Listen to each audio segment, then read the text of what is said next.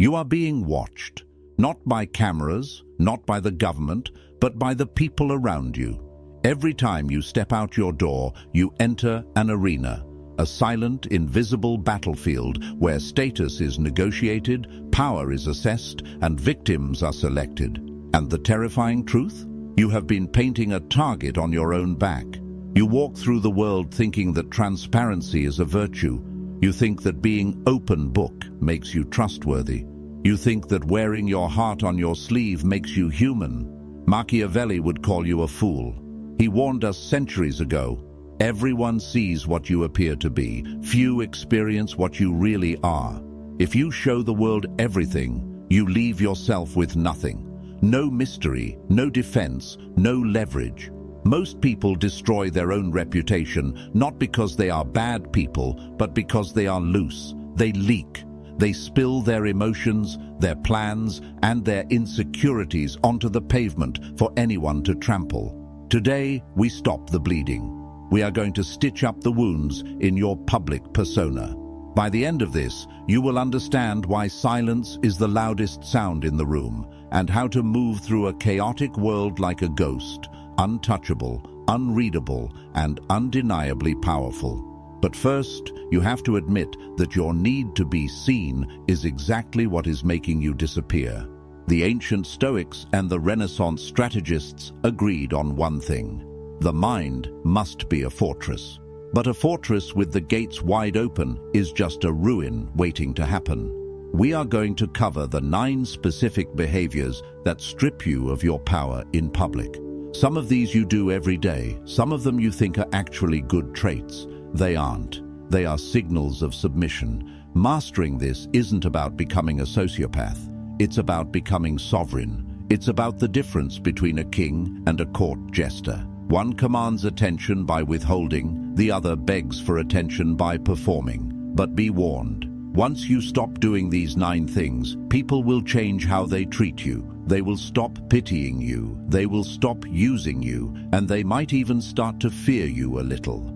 If you are not ready for the isolation that comes with authority, turn this off. If you are ready to reclaim your privacy and your power, let's begin. 1. Never reveal your next move. The greatest drug in the modern world is not chemical. It is validation, and the quickest hit comes from announcing your plans before you execute them. I'm going to start a business. I'm going to the gym 5 days a week. I'm leaving him. You say these things to get the dopamine hit of the accomplishment without doing the work. But Machiavelli knew the tactical error here. When you reveal your intentions, you give your enemies, and even your envious friends, the map to sabotage you. The moment you speak a goal into existence, you dissipate the energy required to achieve it. You trick your brain into feeling satisfied, but worse, you alert the competition. Conceal your intentions, wrote Robert Greene, a student of Machiavelli. If people do not know what you are up to, they cannot prepare a defense. They cannot block you. Move in silence. Let your results be the noise. There is a terrifying power in the person who disappears for 6 months and returns with a new empire, a new physique, a new life. No announcements, no "watch this space," just execution. When you broadcast your moves, you are asking for permission. You are asking for the tribe to nod and say, "Yes, that is good." Stop asking. A lion does not roar before it stalks. It roars after the kill. If you want to be taken seriously, keep your mouth shut and your work ethic high. Let them speculate. Let them gossip about what you might be doing. Their imagination will always paint a picture far more impressive than your reality. The mystery of potential is your greatest asset. Do not squander it for a cheap round of applause at a dinner party. 2. Never complain about your problems. This is the most common weakness in human behavior. Complaining. "I'm so tired. My boss is an idiot. The economy is rigged." Listen closely. Nobody cares.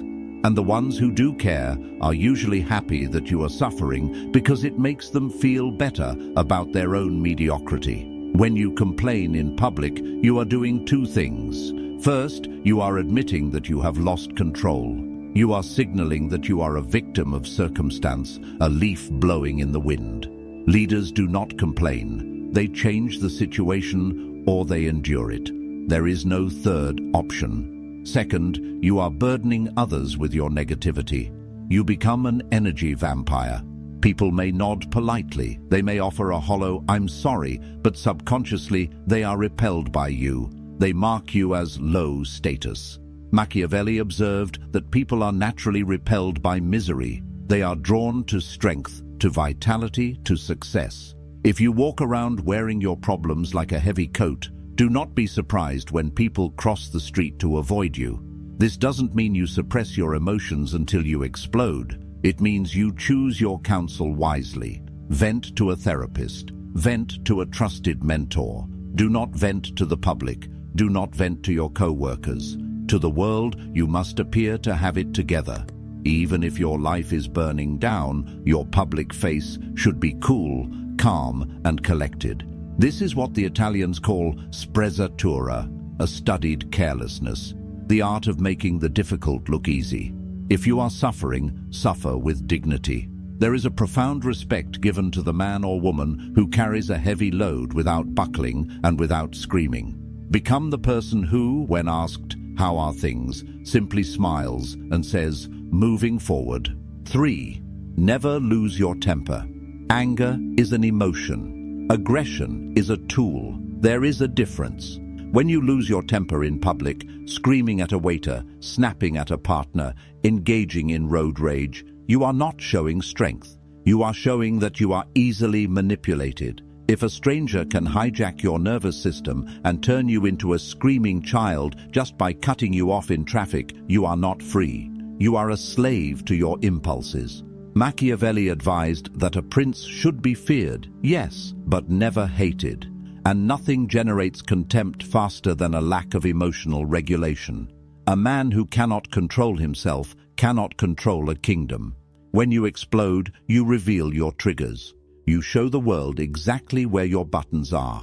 A smart enemy will file that information away and use it to destroy you later. They will know exactly what to say to make you look unhinged, irrational, and dangerous. Silence is always more intimidating than screaming. Imagine a boss who screams when he is angry. Now imagine a boss who goes deadly quiet, who stares, who speaks in a whisper. Which one is more terrifying? The screamer is a clown. The quiet one is a predator. Cultivate the icy stare. Cultivate the pause. When you feel the fire of rage rising in your chest, that is the exact moment to freeze. Do not speak. Do not act. Let the other person sit in the awkwardness of your silence. They will expect a fight. When you deny them the fight, they are left fighting themselves. They look foolish. You look untouchable. Master your nervous system, or the world will master it for you. 4. Never apologize when it isn't necessary. We live in a culture of apology. We apologize for taking up space. We apologize for asking a question. We apologize for having an opinion. Sorry to bother you. I'm sorry, but I think... Stop it. An apology is an admission of guilt. It is a submission signal. When you apologize for things that are not your fault, or for simply existing, you are lowering your status in the hierarchy. You are telling the world, "I am beneath you.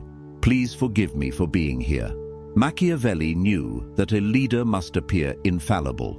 While you are human and will make mistakes, you must reserve your apologies for when you have truly wronged someone. If you are late, do not say, "Sorry, I'm late." Say, "Thank you for waiting." If you have a differing opinion, do not say, "Sorry to disagree." Say, "I see it differently." Do you feel the shift? The first is a plea for forgiveness. The second is a statement of reality. Over-apologizing makes you look weak, unsure, and insecure.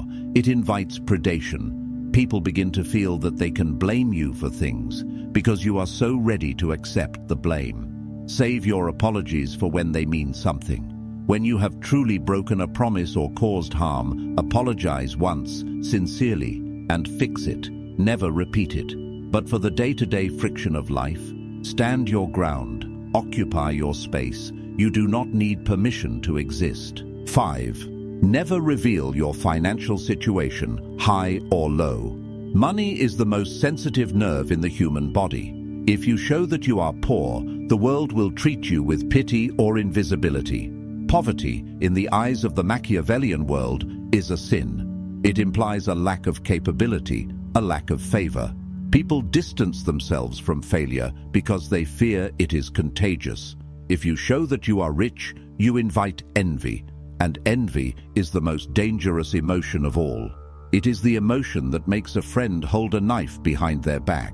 There is no vice that so covers a man with shame as to be found wanting, but there is no danger greater than outshining the master.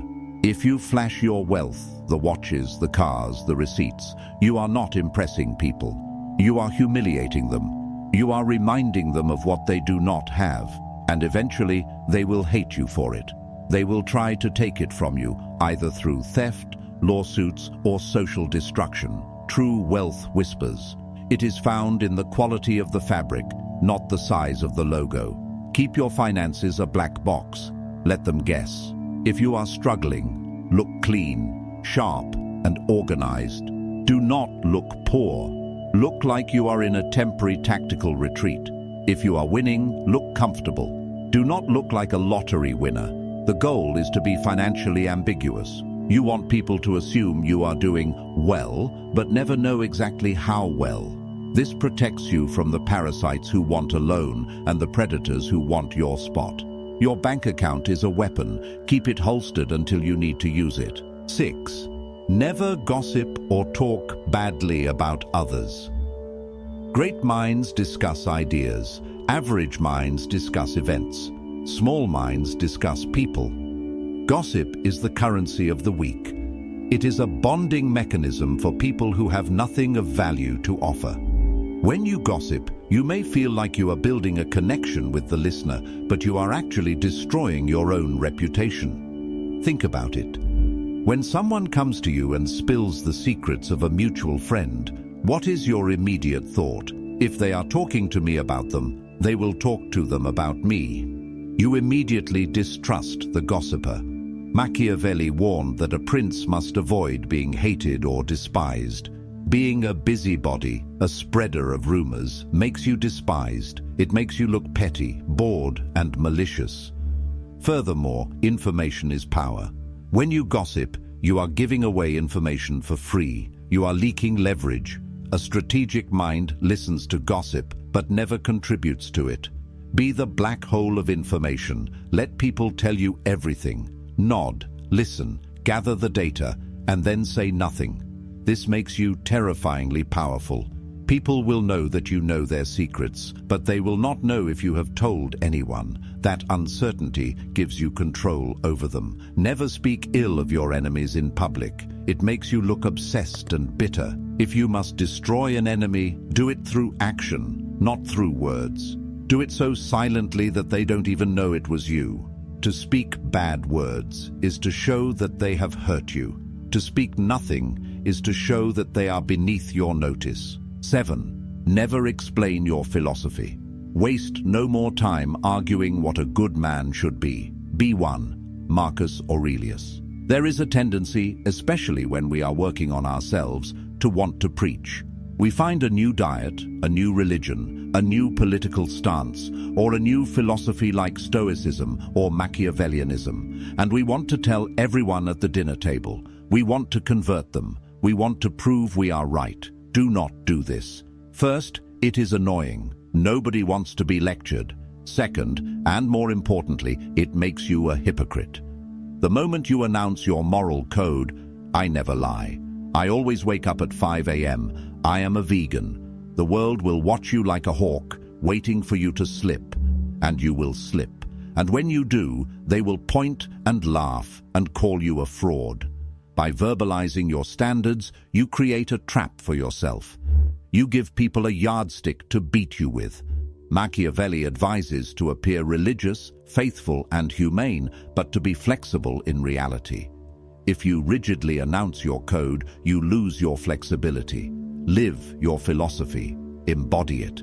Let people ask, why are you so calm? Why are you so disciplined? Then and only then do you give them a glimpse. Your actions should be so loud that your words are unnecessary. The strongest argument for your way of life is your life itself, not your explanation of it. 8. Never seek approval or validation. This is the root of all the other sins, the deep gnawing hunger to be told, "Good boy, good girl."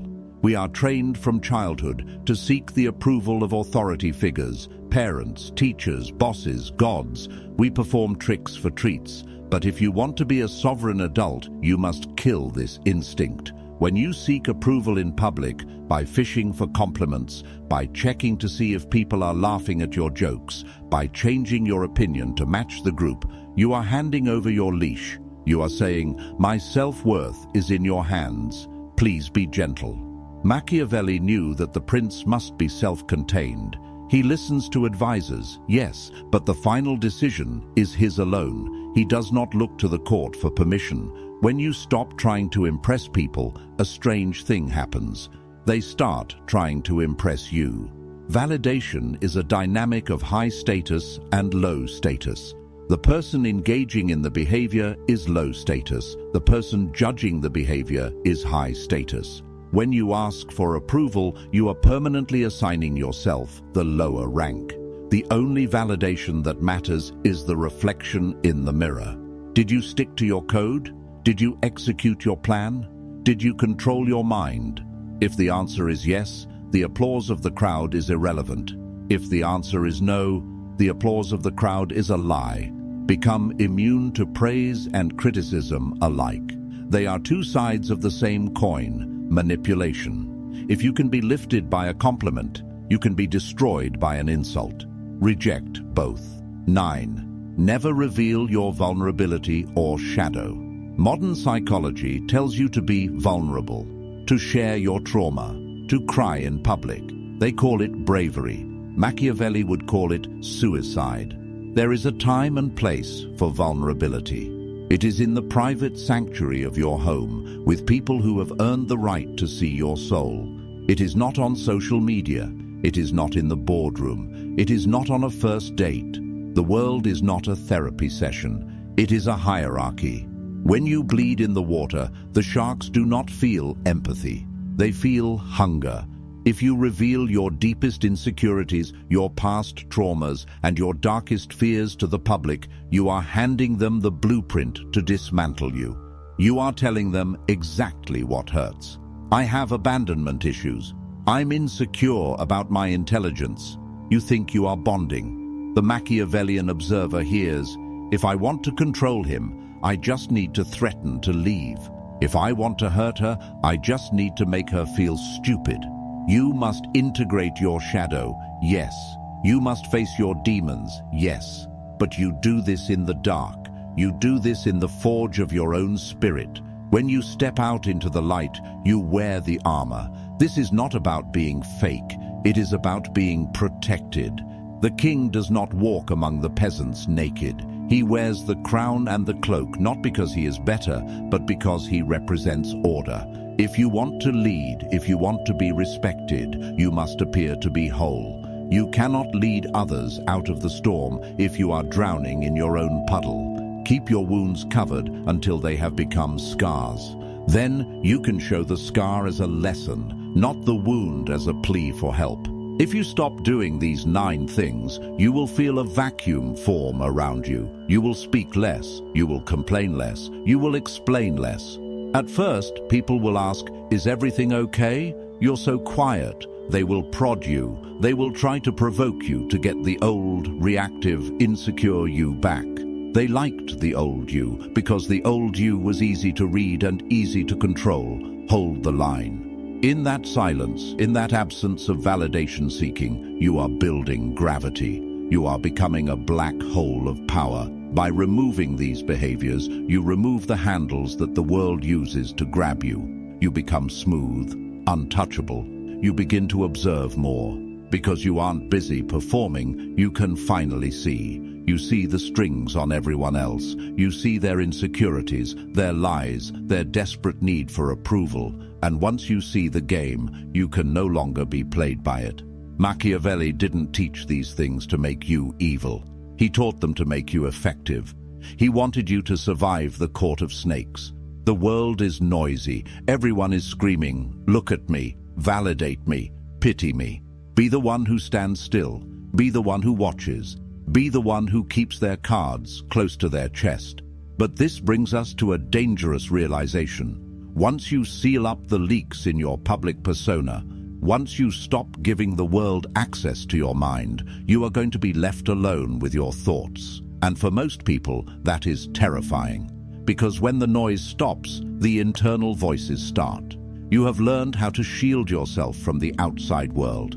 But how do you shield yourself from the enemy within? How do you rule the kingdom of your own mind when the gates are closed and it's just you in the throne room? That is the true battle, and that is what we must explore next. Subscribe, because a fortress is useless if the king is mad.